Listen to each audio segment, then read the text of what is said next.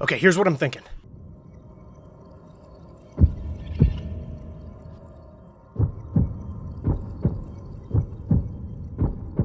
Time. Okay, no, hold on, stay here. I know I'm crazy, but stay here, listen. In this video, I'm going to break down why exactly I think the Breath of the Wild sequel trailer we got at E3 means we're getting another Zelda game centered around the idea of time manipulation. I'm going to go into why exactly the lore supports this idea, and then I'm going to talk about what I think that means for gameplay and storytelling in the upcoming game. Welcome to Unenlightened. First things first, the letters that I showed at the beginning of the video. So you can clearly see them forming and then coming apart, which could really easily mean something thematic along the lines of like Hyrule was built and then it was destroyed, or even more simply just the theme of growth and decay that's common in Zelda games and stories in general. I don't think that's the case though for two reasons. First of all, the environment kind of suggests that these are more of a physical, real thing in the world rather than a sort of visual metaphor, and this is not the time for Nintendo to be telling us something we already know. It's the time for them to be giving us hints about what's to come. Number two, the music. So it's very clear at the beginning of the video that we're hearing some kind of a reversed choir, and it is. And I've heard suggestions saying that if you completely reverse the song that we're hearing in this trailer, it sounds similar to Demise's theme, and it's kind of close. I did reverse the song, and I'll give you a side-by-side right now.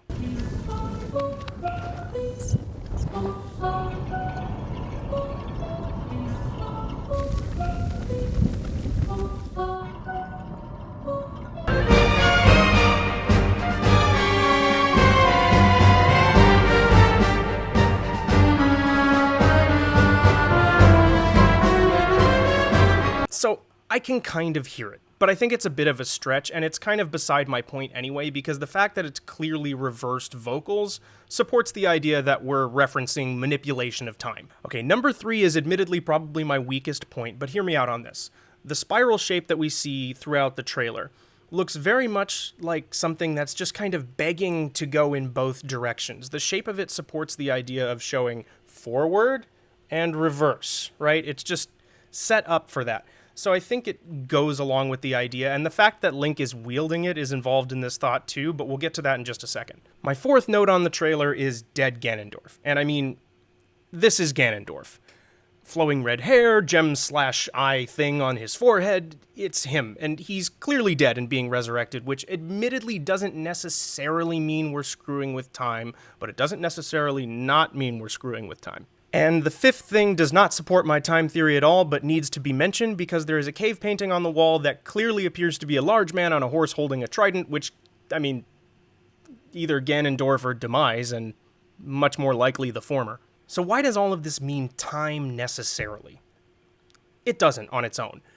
But think about this. The Legend of Zelda series added an overarching timeline well after the games had been running for a while, which means they were left in a situation where they had a number of different gameplay styles and visual styles that they needed to make sense of in an overarching timeline, which they did by using Ocarina of Time as their crux and splitting the timeline into three separate realities, as you can see here. Now, when they added Breath of the Wild to that timeline, they did so in a way that was generally considered pretty lazy at the time by the fanbase.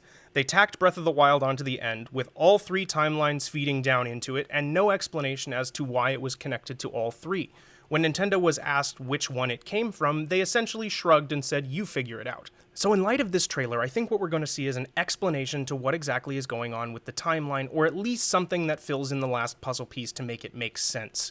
This is a good opportunity for the developers of Legend of Zelda to clean up their lore and make it into something that's much more useful for a big overarching story, and big overarching stories are really popular right now. Given the fact that Breath of the Wild was a complete change of the game for the way Legend of Zelda works, it's the perfect opportunity for them to introduce more changes and bring Legend of Zelda into a new era.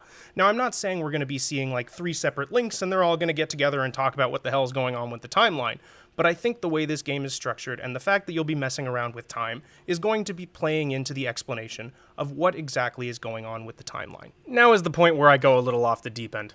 If this is a game all about time, what the hell are we looking at here?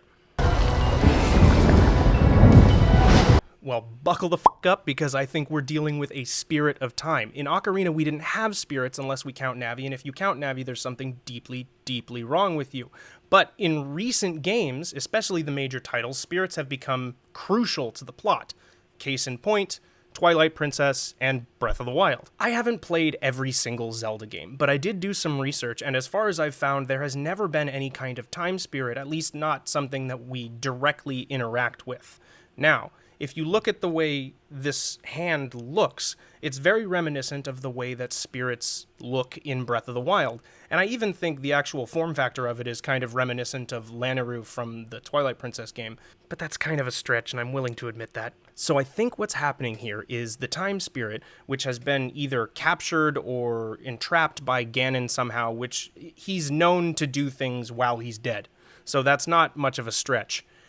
It's being forced to revive the Calamity and put it into the body of Ganondorf. While Link and Zelda were exploring the newly saved Hyrule, they stumbled across this process and accidentally catalyzed it, and while trying to stop it, Link got himself fused with the Time Spirit. I think that's what we're witnessing here, and I think that's what's going to kick off the new game. From there, I would assume fusion with this Time Spirit would be the new central gameplay gimmick of the new game. That would probably mean it would replace runes as your primary method of interacting magically with the world, but I would personally be okay with that just so long as they gave the Time Spirit as many different types of powers as you were able to have with the runes. Now, with these new powers, I think during regular gameplay, you're going to be looking at things similar to the powers you had in Ocarina, or like the Stasis rune, things like that. But I suspect that there's going to be a larger element connected to this Time Spirit that's going to allow Link either at major points in the game or through cutscenes or something like that, you would be able to witness or possibly even affect and participate in the past, simply because there was so much left open-ended in Breath of the Wild as far as what was going on prior to the Calamity and prior to the fall of all the champions and all of these things that we're wondering about. But we also have the problem of what's going to happen next. We all know Ganon is never really dead, so what's going to happen there? And I think what they're going to do is try and cover both bases at the same time. Now, there is some speculation that this is actually just a prequel and not a sequel, and I can see that. Like, if you look at this trailer, it does look kind of like this is just the beginning of the Calamity rather than what happens after you defeat the Calamity. I have one reason why I am 100% certain that is not the case. If you look at this wide shot of Hyrule at the very end of the trailer, you can see, if you look at the bottom here, this wall is crumbled, much like post-Calamity Hyrule. Now, it's possible that this is just a trailer they were putting together for E3, so they had to use the Hyrule they had to work with, and they haven't gotten around to decrumbling Hyrule yet. But if it were me, and I were releasing this teaser trailer to the hordes of insane nitpicky fans that are out there, I wouldn't know what those people are like, I would personally crop that or frame that out just so that clue isn't there, because the shot's just as pretty and a lot less is told if you don't see any Hyrule structures, because that could be at any time. I think the fact that that crumbled wall is visible is significant. But what I really think is going to be the coolest thing about having time manipulation powers in a Breath of the Wild style game is that we'll finally be able to skip over the damn recharge time for the Master Sword, because the Hero of Light should be able to use the Sword of Light whenever his light ass pleases. Anyway, it also looks like we're going to be getting a redesign on Ganondorf that'll look like he's crossed over with Demise and a Re-Dead, which I think is really cool. Thank you so much for watching. I know I kind of started a channel a month ago and then died, but I've been resurrected by the spirit of time and I'm back to make videos again. I'll release a video explaining what exactly is going on there in about a week, so please subscribe if you'd like to hear those updates.